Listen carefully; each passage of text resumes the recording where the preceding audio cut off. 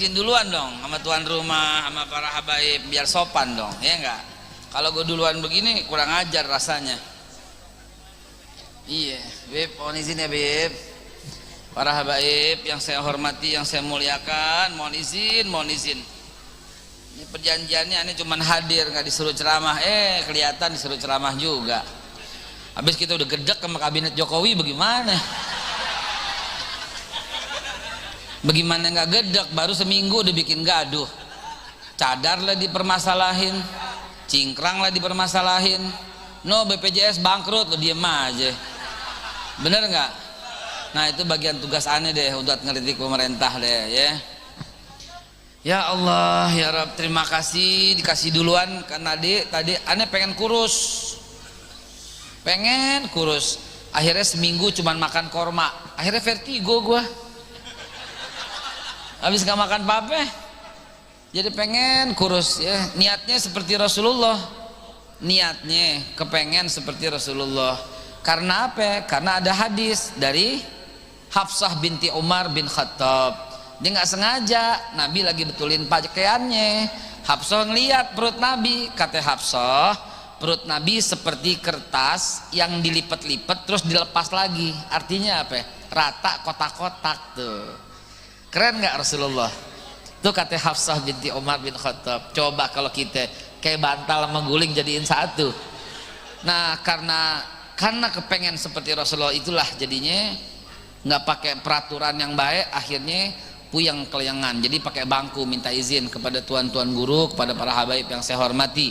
Ada guru saya Habib Hanif di sini, ada guru saya Habib Ahmad di sini, yang masya Allah belum pernah aneh lihat orang yang tawaduknya seperti beliau berdua. Luar biasa, indah banget. Dan belum pernah ada nih maulid seperti ngawinin kayak begini, belum pernah ada, ini. Umi Lel ini luar biasa ini, masya Allah dibikinin bubur surbah. Mana Mi? Mana tuh Kak Lel tuh, masya Allah luar biasa deh.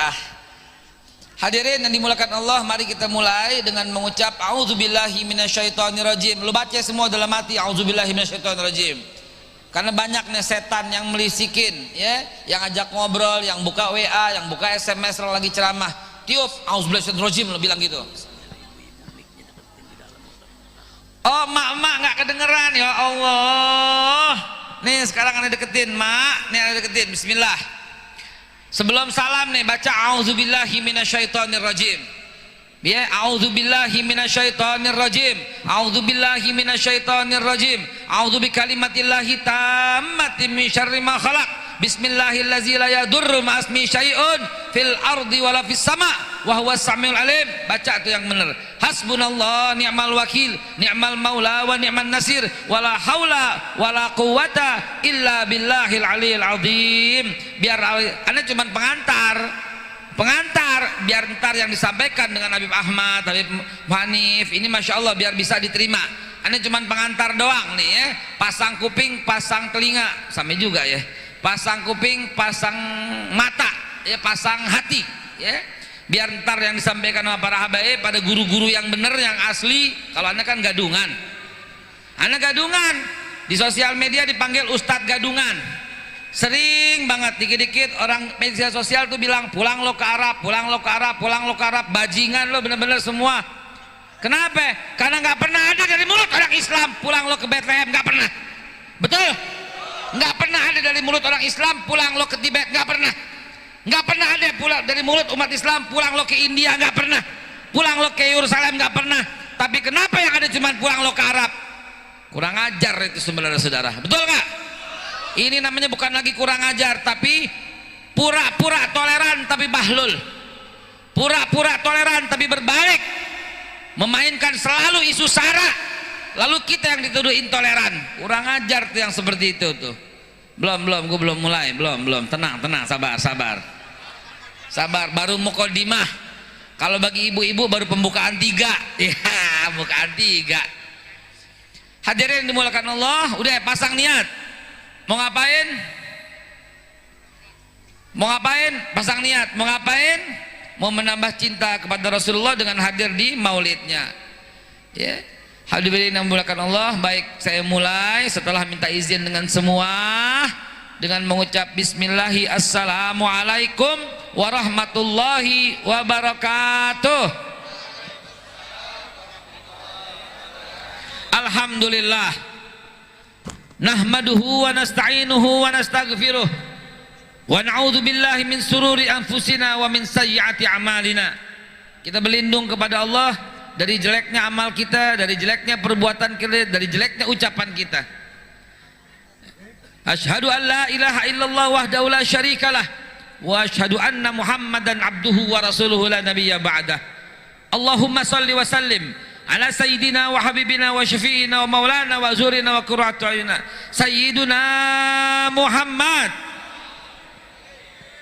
Hati-hati yang diam aja. Hati-hati, saya ingetin yang diam aja. Hadis sahih riwayat Imam Tirmizi menceritakan raghima anfu rajulin dzukirtu indahu lam yusalli alayya. Hati-hati, akan rendah, hina, kecewa orang yang mendengar namaku disebut tapi diam aja, dia nggak jawab dengan sholawat. Hati-hati, hati-hati. Itu hadis Nabi sallallahu alaihi wasallam sahih riwayat Tirmizi. Raghima anfu rajulin dzukirtu indahu lam yusalli alayya. Disebut nama Nabi, didengar tapi dia diam aja, itu bakal rendah, hina dan kecewa. Maka yang belum, saya ulangi lagi. Salatu wassalamu ala sayyidina wa habibina wa syafi'ina wa maulana wa zurina wa qurratu ayuna sayyiduna Muhammad wa ala alihi wa ashabihi wa azwaji ajma'in. Amma ba'du fa ya ibadallah usikum wa nafsi bitaqwallah faqad fazal muttaqun faqad fazal man ittaqa wa khaba man tagha kama qala Allah taala fil Qur'anil Karim. A'udzu billahi minasyaitonir rajim. Bismillahirrahmanirrahim. Ya ayyuhalladzina amanu taqullaha wal tanzur nafsum ma qaddamat lighad fattaqullah innallaha khabirum bima ta'malun. Sadaqallahul azim. Wa qala an-nabiy sallallahu alaihi wasallam salamatul insan fi hifdzil lisan. Wa qala aidan innama bu'itsu li utammima makarimal akhlaq. Wa qala aidan akmalul mu'minina imanan ahsanhum khuluqan. Wa qala aidan inna abghadakum wa ab'adakum minni majlisan yaumal qiyamah as-sarsaruna wal mutafahhikuna wal mutasaddiquna. Wa qala aidan inna aqrabikum minni inna habikum wa aqrabikum minni majlisan yaumal qiyamah ahsanhum khuluqan. Kama qala Rasulullah sallallahu alaihi wasallam. Hadirin, amma ba'du fa ya ibadallah ma'asyiral muslimin wa jumratal mu'minin rahimakumullah. Hari-hari ini kita disibukkan, dibikin gaduh dengan persoalan-persoalan mulut para siapa? Para penyelenggara negara. Sekali lagi saya ulangi. Menurut Nabi, salamatul insan fi hifzil lisan. Selamatnya seorang dari jaga mulut, maka selamatnya negara dari jaga mulutnya para penyelenggara negara. Kalau kita bersuara belum tentu bikin gaduh. Tapi kenapa sekarang bikin gaduh? Gara-gara bacotnya para penguasa. Hari ini baru berapa hari kabinet terbentuk, tapi lihatlah yang gaduh, urusan remeh-temeh. Dari Menko, dari menteri, semuanya bicara soal radikal, seolah-olah umat Islam radikal, seolah-olah teroris semuanya, seolah-olah akhir ini benar-benar begitu pentingnya. Ya, kita emang ngaku, harus kita akuin bahwa itu masalah penting, tapi enggak juga semua menteri akhirnya ngomong seperti itu. Kita ingetin dari mimbar terhormat ini, dari mimbar mulia ini kita ingetin, hati-hati saudara. Coba andai kata ketika baru dibentuk tiba-tiba bicaranya begini seperti Nabi sallallahu alaihi wasallam nih. Rasulullah ketika membentuk Madinatul Munawwarah, apa yang pertama kali dilakukan Nabi? Rasulullah sallallahu alaihi wasallam pertama kali langsung mempersatukan kaum Ansar dan Muhajirin. Ini yang nomor satu, bukan menciptakan kegaduhan dan perpecahan. Rasulullah pertama kali mempersatukan kaum Ansar dan Muhajirin. Akhirnya apa yang terjadi? Tidak ada orang miskin di kota Madinah. Tidak ditemukan orang miskin di kota Madinah. Kalau nggak diri kayaknya nggak enak gue. Bener nggak? Tapi gue sambil pegangan, kepala gue keliengan ini. Ya, tahun lalu kita ke Belangsak di mana? Di mana waktu tahun lalu kita? Yang mau kemari pesawatnya nggak ada atau apa? Di Bangka ya, di Bangka ya. Iya di tempatnya si Ahok tuh, kurang ajar tuh Ahok tuh. Tahun sekarang hati lagi keliangan gue mesti hadir. Nih saudara, ambil di mana tadi aneh ngomong, nih lupa deh. Ambil mana? Ahok nggak usah dia ngomongin, udah kelar dia. Ahoker yang masih kurang ajar. Rasulullah mempersatukan. Coba misalnya nih, Jokowi baru bikin menteri kabinet, begitu dijadiin tahu-tahu menteri agamanya ngomong begini, misal sebagai menteri agama saya akan mengoptimalkan zakat. Umat Islam di Indonesia jumlahnya 220 juta, yang miskin jumlahnya 30 juta. Hayo umat Islam, masa dari 220 juta kita nggak bisa bantu 30 juta yang miskin? Tuh, cakep nggak kalau menteri begitu? Cakep tidak? Cakep.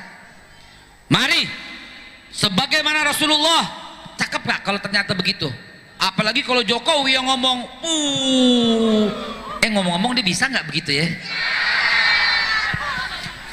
Coba tuh kalau seandainya presiden ngomong seperti itu, bukan ngajarin, tapi mudah-mudahan sampai ke kupingnya nih sekarang.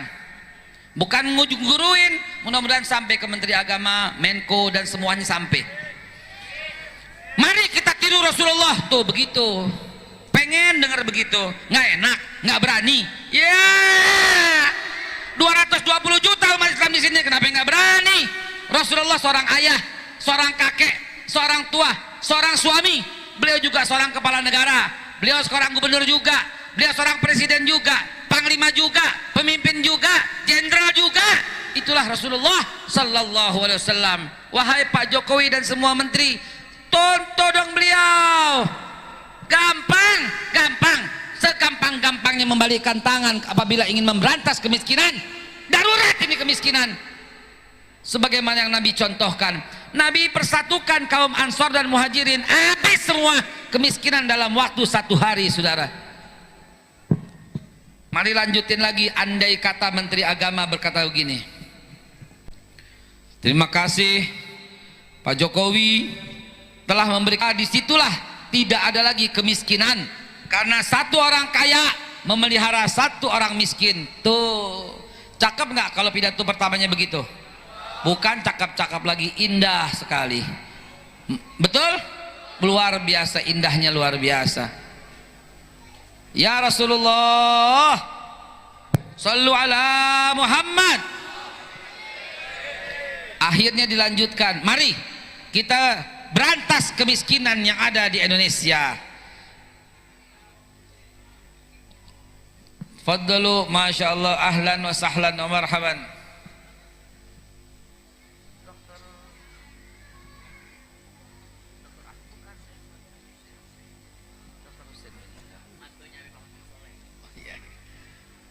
Habib Husin, fadlu. Masya Allah. Marhaba, marhaba. Sallu ala Muhammad. Aneh lanjut ini. Ini yang diperlukan, saudara. Yang penting itu seperti itu. Lihat, apabila ini terjadi, ini sengaja ini digaung-gaungkan terus. Sengaja saya gaung-gaungkan terus, sengaja. Bukan untuk melecehkan pejabat, bukan, demi Allah bukan. Supaya bisa sampai ke mereka bahwa hal ini darurat. Dan contoh Nabi Sallallahu Alaihi Wasallam beres negara kita, saudara. Apabila Nabi Muhammad dicontoh, tidak ada sedikit pun lagi celah, tidak ada sedikit pun lagi kekurangan yang terjadi. Rasulullah Sallallahu Alaihi Wasallam udah pas, pemimpin terbaik sepanjang masa. Akhirnya Menteri Agama bekerja sama dengan Menteri Dalam Negeri, bekerja sama untuk membuat satu infrastruktur, yaitu infrastruktur bukan infrastruktur jembatan, tapi struktur undang-undang atau kepres, di mana satu orang kaya memelihara satu orang miskin. Selesai nggak kemiskinan? Selesai. Diperhatikan yang mana ada orang kaya, kan kelihatan rekeningnya semua, dipanggil, dalam RT, RW, lurah dilibatkan, semua orang kaya harus pelihara orang miskin. Begitu cara Nabi Shallallahu Alaihi Wasallam dalam mengatasi kemiskinan. Jadi ceramah ini diawali dengan memberikan usulan solusi. Solusinya begitu, bukan ngurusin hijab, bukan ngurusin niqab, bukan ngurusin cingkrang, bukan ngurusin jidat. Ini ngurusin demikian remeh-temeh. BPJS udah susah bayarnya, pakai cukai tembakau lagi sekarang. Tahun depan naik 2 kali lipat lagi. Bagaimana negara seperti ini, saudara? Bagaimana jadinya coba? Daruratnya, habis ini darurat obat. Kenapa BPJS pada ngutang? Betul. Apalagi kemudian setelah darurat sipil, darurat obat, darurat makanan, darurat sembako, apa-apa impor. Maka kita usulkan kepada pemerintah, cara-cara multipartai udah, cara-cara 3 partai udah, cara-cara kapitalis udah, cara-cara liberal udah, berkiblat ke Amerika udah pernah, berkiblat ke Cina udah sekarang, berkiblat ke komunis udah dulu, semua udah. Yang belum satu, berkiblat kepada Rasulullah Shallallahu Alaihi Wasallam, saudara. Apabila berkiblat kepada Rasulullah, mungkin saat ini mudah-mudahan, mungkin kali ini kita berdoa semoga para pemimpin-pemimpin kita diberi hidayah oleh Allah Subhanahu wa taala untuk cinta, untuk hormat, untuk taat, dan untuk ikut Nabi kita Muhammad sallallahu alaihi wasallam. Saudara sekalian yang dimuliakan Allah, inilah awalan. Belum, saya belum mulai, masih pembukaan 2. Tadi baru pembukaan 1, sekarang pembukaan 2. Ya. Saudara sekalian dimuliakan Allah, masuk ke intinya sesuai dengan hadis yang tadi kita bacain sama-sama.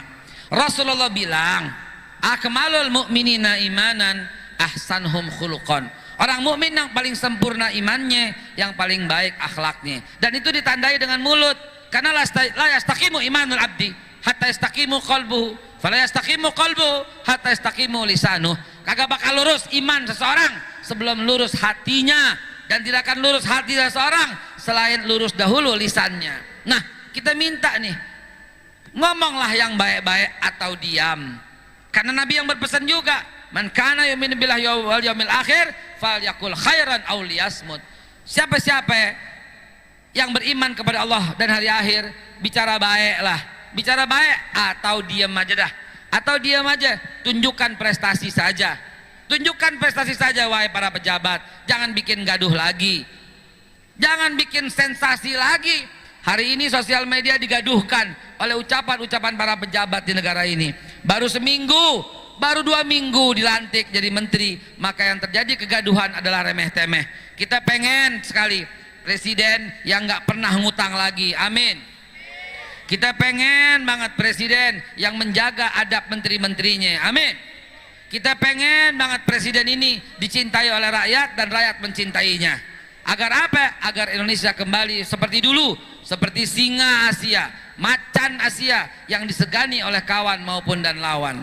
Hadirin yang dimuliakan Allah, inilah penyebab akhirnya negara runtuh, yaitu jauh antara ulama dan umaroknya. Ulama jauh dari umarok, umarok jauh dari ulama. Ini akan membawa kehancuran. Mari kita ambil contoh yang paling singkat dan sederhana. Udah pada malam dan banyak pembicara. Pertama kita lihat dari zaman Nabi Allah Ibrahim alaihissalatu wassalam dengan umaroknya zaman itu, Namrud. Saya mau tanya, akur tidak Namrud sama Nabi Ibrahim? Akur tidak?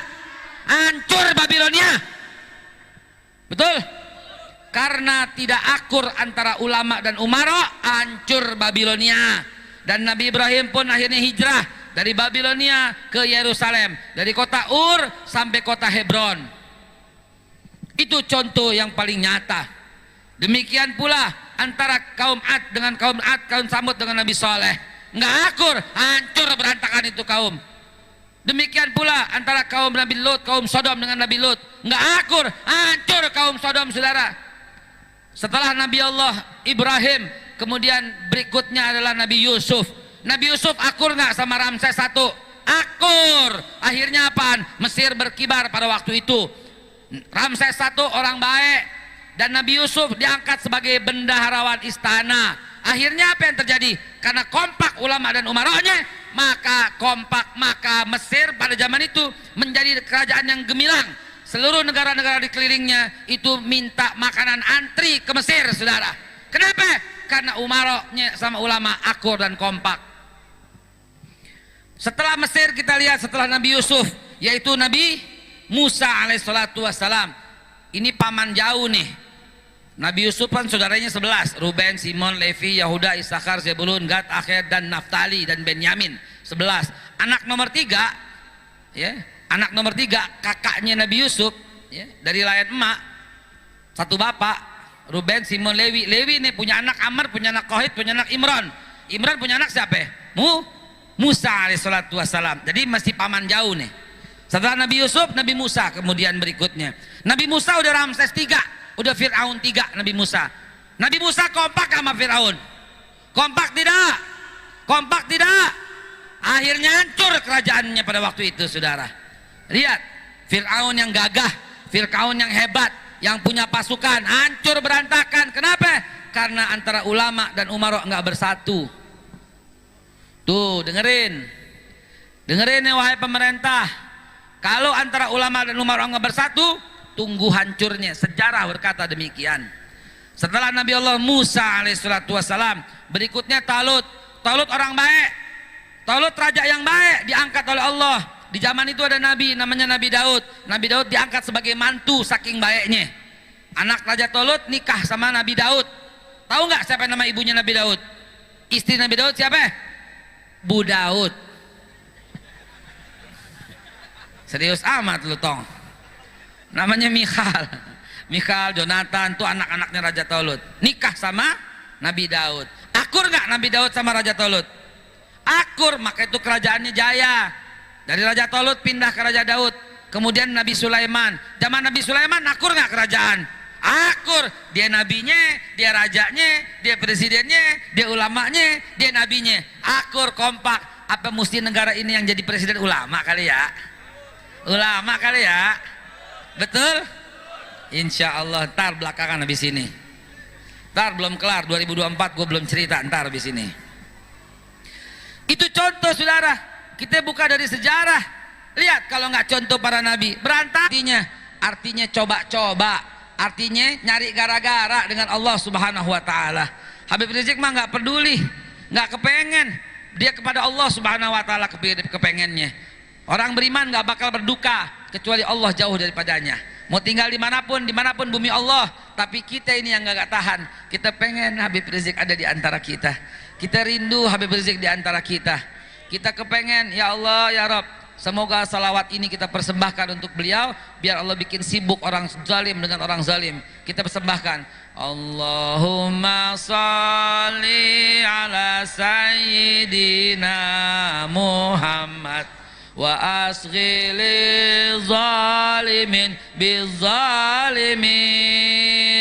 Allahumma salli ala sayyidina Muhammad wa asghili zalimin bizzalimin wa akhrijna min bainihim salimin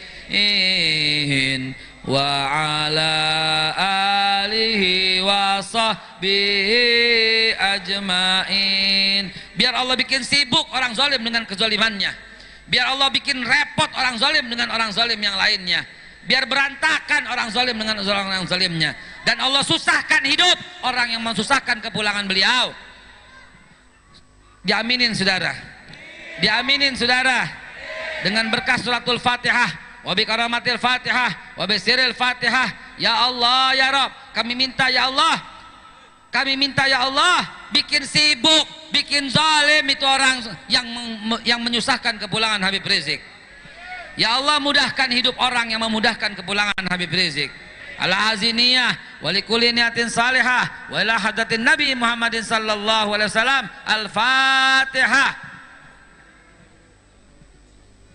Ar-Rahmanir-Rahim. Maliki yaumiddin. Iyyaka na'budu wa iyyaka nasta'in.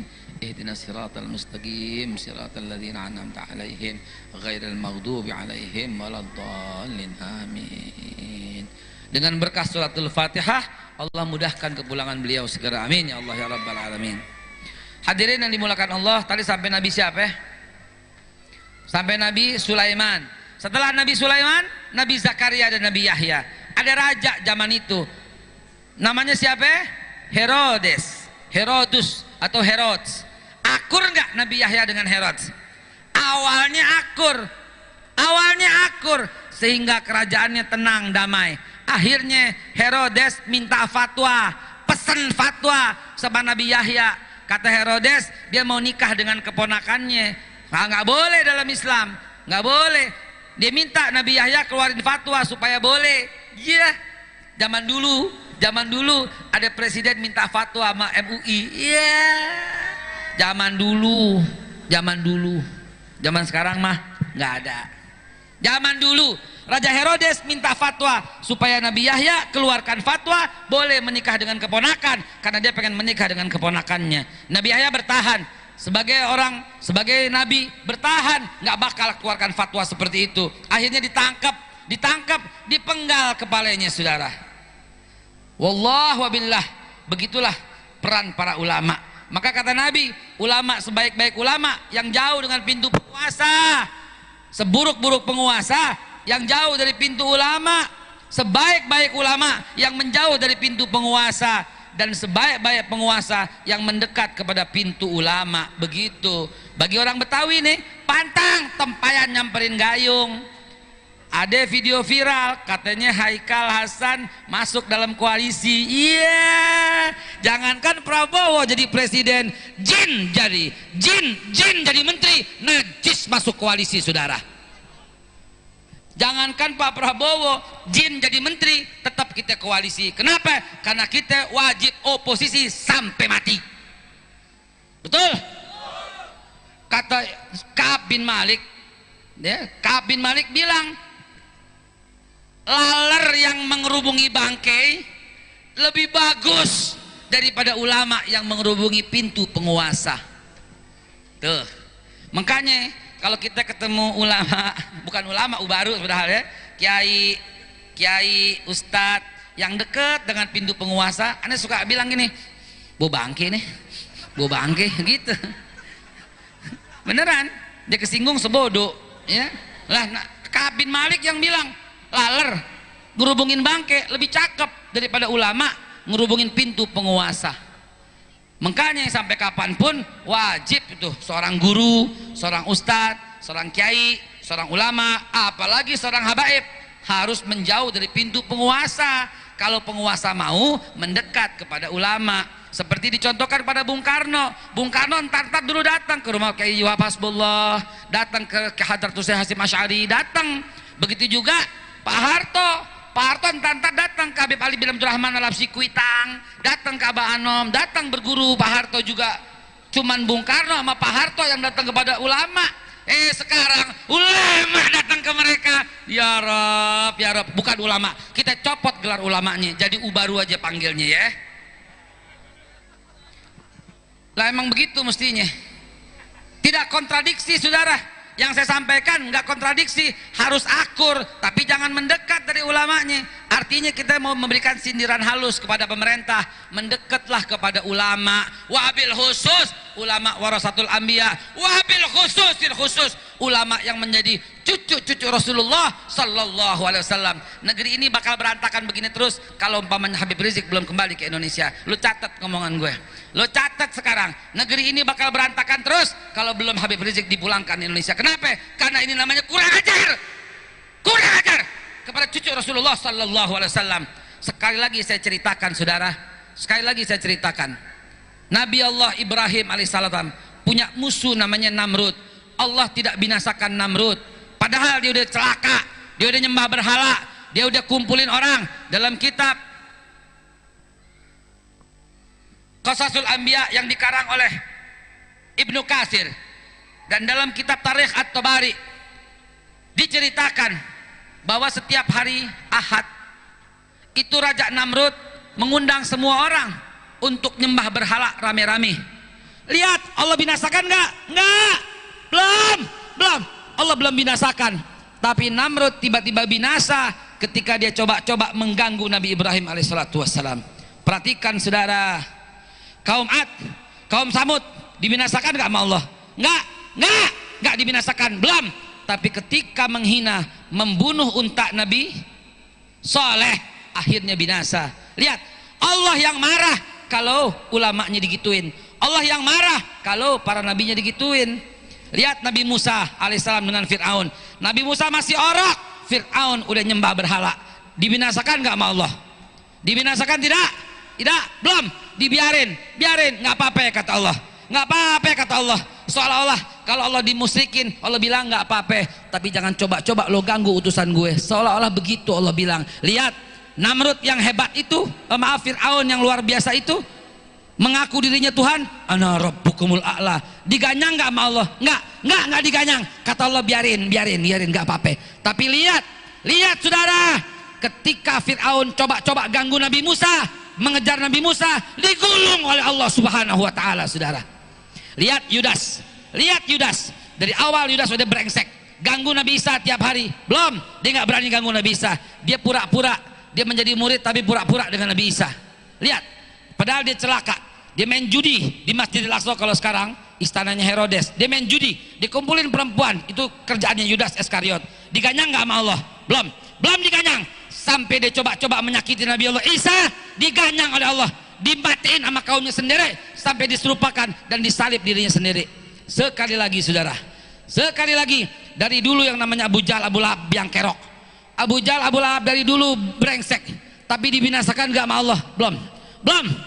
Dari dulu dia makan riba, dari dulu dia perkosa orang, dari dulu dia berbuat jahat, dari dulu dia suka membunuh. Dibinasakan gak sama Allah? Belum, gak dibinasakan. Tapi ketika Abu Lahab, Abu Jahal mencoba-coba ganggu Nabi Muhammad, digulung oleh Allah Subhanahu wa taala. Orang berkata kepada saya, Ustadz Haikal, hari ini Nabi udah kagak ada. Betul, Nabi nggak ada, betul. Hari ini para Rasul udah nggak ada. Saya bilang betul, para Rasul nggak ada. Tapi andai kata Nabi Muhammad masih ada di tengah-tengah kita, kira-kira apa yang terjadi kalau cucunya diginiin? Kira-kira apa yang terjadi kalau Rasulullah masih ada dan cucunya mau pulang aja susah, saudara? Kira-kira apa yang terjadi? Ya Allah ya Rabb, kepada pemerintah kami menghimbau, kami mengajak, kami mohon sekali lagi kepada pemerintah, jangan hinakan para habaib, jangan hinakan para ulama. Kalau antum hinakan habaib, kalau antum hinakan ulama, maka ini artinya mengundang azab Allah untuk menggulung Indonesia, saudaraku. Lihatlah di sosial media, dihina tiap hari. Lihatlah mulut-mulut itu dibiarkan oleh polisi. Lihatlah, tiap hari orang menghina Habib Rizik di televisi.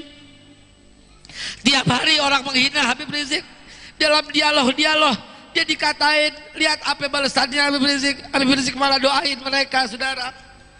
Lihat di Twitter, di Instagram, di sosial media, mukanya ntar diganti babi, ntar dipasang di sini, ntar digambar ini, digambar itu, tapi dia doain aja supaya orang-orang itu dapat hidayah. Habib Rizik emang gak pernah marah, tapi kalau begini terus, ini namanya mengundang azab Allah untuk Indonesia. Tolong para pejabat, para ulama, hentikan ini agar negara kita kembali menjadi seperti dulu. Dulu gak ada yang berani caci maki ulama, gak ada, saudara, demi Allah, gak ada. Mana yang berani caci maki ulama? Mana coba? Gak ada. Baru rezim ini ulama dihinakan, baru rezim ini ulama dikata-katain, baru rezim ini habaibnya dihinakan. Masa iya sih? Masa iya gak bisa pulangin Habib kita? Masa iya coba? Mudah-mudahan apa yang kita sampaikan ini sampai ke telinga mereka, agar Allah Subhanahu wa taala tidak jadi murka. Memang kita nggak pernah dihina, nggak apa-apa. Apalagi aneh dikata-katain, aneh bukan ustadz, aneh bukan kiai, aneh bukan ulama, aneh bukan siapa-siapa. Aneh cuma nguru gaji kampung dicondet, bukan siapa-siapa, saudara. mana isinya ceramah nggak bermutu begini, mana coba isinya ceramah nggak ada isinya. Anda bukan siapa-siapa, hina haikalnya nggak apa-apa saudara, nggak akan mengundang azab Allah kalau ada dihina. Tapi kalau Habib Rizik yang dihina dan antum para pemimpin negara mendiamkan, ini namanya mengundang azab Allah untuk negara ini. Mudah-mudahan apa yang hamba sampaikan ini menjadi peringatan bahwa dilihat sejarah telah membuktikan, sejarah telah mengakurasikan bahwa ketika ulama dan umara enggak akur, wabil khusus dengan para habaib, akhirnya apa? Akhirnya Allah gulung negara itu. Ya Rabb, semoga Allah subhanahu wa ta'ala bukakan hati para pemimpin-pemimpin kita agar lebih dekat kepada ulama, kepada umat, kepada wabil khusus, kepada habib, kepada para habaib dan cucu-cucu Rasulullah yang lain. Semoga Allah jadikan negara kita ini kembali seperti dulu, akur, kompak antara ulama dan umaroknya, agar Indonesia tetap menjadi macan Asia. Semoga Allah jadikan, ya Allah ya Rabbi, Indonesia kita menjadi baldatun thayyibatun warabun ghafur. Ulamanya menjauh dari pintu penguasa, tapi penguasanya terus mendekat kepada pintu ulama. Akhirnya terjadi harmonisasi, bukan di istana, bukan di kabinet, bukan di gedung MPR DPR, terjadi harmonisasi di bawah. Ini rahasianya. Kenapa? Rahasianya bukan Nabi suruh berpisah antara ulama dan umara, bukan. Rahasianya apa? Rahasianya para pemimpin turun ke jalan, para pemimpin masuk ke rumah-rumah, para pemimpin mendekat kepada ulama. Maka itulah artinya terjadi sinergi yang baik. Mudah-mudahan ceramah singkat ini kita bisa teladani sang idola kita, Nabi kita Muhammad sallallahu alaihi wasallam. Amin ya Allah ya Rabbal Alamin. Hadanallahu wa iyyakum ajmain. Mudah-mudahan sekali lagi terakhir saya mohon dari ujung depan, ujung kiri, ujung depan, ujung belakang, dengan niat Al-Fatihah yang baik, ala haziniyah wa likulli niyatin salihah wa ila hadratin Nabi Muhammadin sallallahu alaihi wasallam wa ila habibana Habib Rizik Syihab. Ya Rabb, la sahla illa ma ja'altahu sahla wa anta taj'al hasna in sita sahla. Ya Rabb, adkhilna mudkhala sidqin wa akhrijna mukhraja sidqin wa jala min ladunka sultanan nasira. Ya Rabb, anta malikul mulki tutil mulka man tasha wa tanziul mulka mimman tasha wa tu'izzu man tasha wa tudhillu man tasha bi yadikal khair innaka ala kulli syai'in qadir.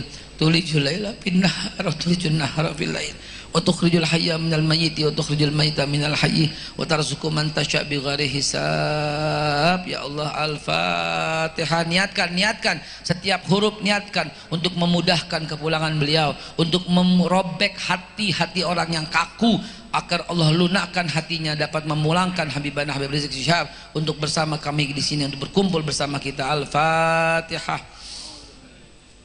Bismillahirrahmanirrahim. Alhamdulillahirabbil alamin. Ar-Rahmanir-Rahim. Maliki yaumiddin. Iyyaka na'budu wa iyyaka nasta'in.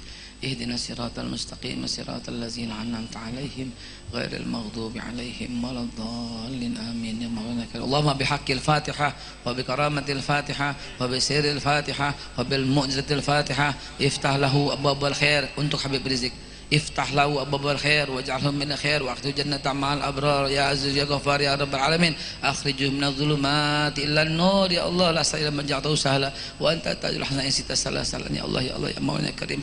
Rabbana atina fid dunya hasanah wa fil akhirati hasanah wa qina adzabannar. Ya kashifal gham ya man li abdi yaghfi warham baidahu. Alhamdulillah wa akhiru da'wa alhamdulillah rabbil alamin. Qabul. Bismillah. Assalamualaikum warahmatullahi wabarakatuh.